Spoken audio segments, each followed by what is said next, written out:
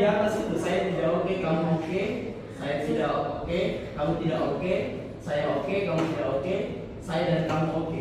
Maksudnya itu komunikasi interpersonal itu harus ada memang feedback antara dua orang. Jadi bukan hanya satu orang memang yang oke, tapi harus dua orang memang yang oke. Itu dibilang komunikasi interpersonal.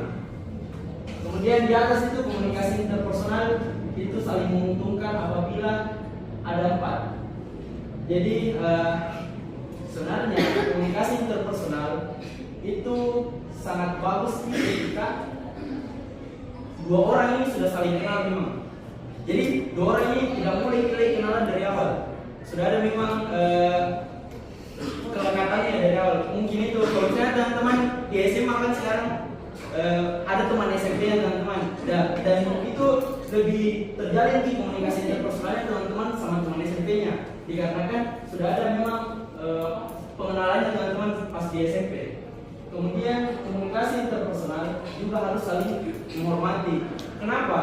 Karena kalau misalnya memang kita saling menghormati, otomatis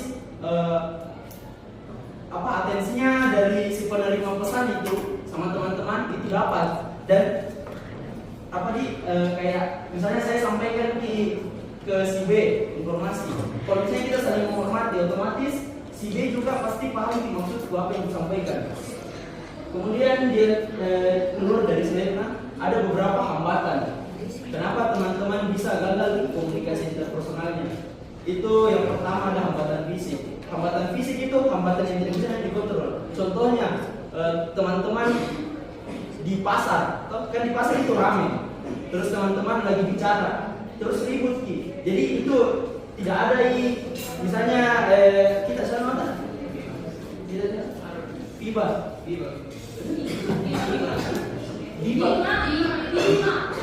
Oh, Bima dan Arul.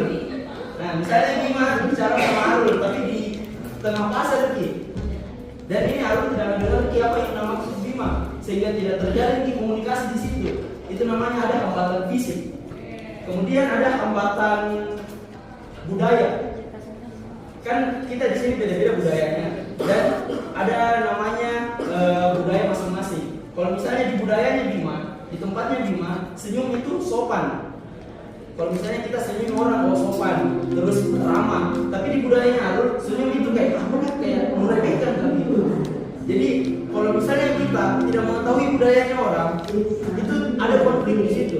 Jadi penting untuk teman-teman untuk mengenal budayanya teman-teman ada bicara.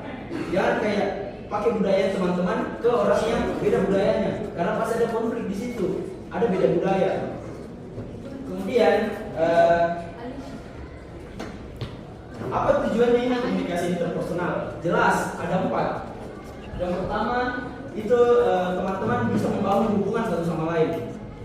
Kan teman-teman di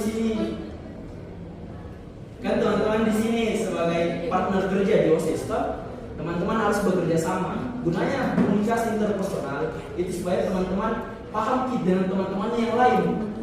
Misalnya si Bima.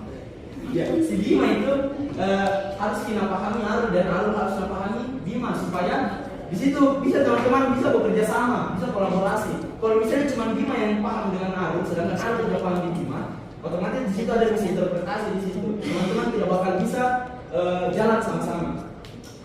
Mungkin itu Ji dari materi ini. Saya kembalikan ke moderator. Nah, itu tadi materi terkait organisasi ketika komunikasi interpersonal dilakukan.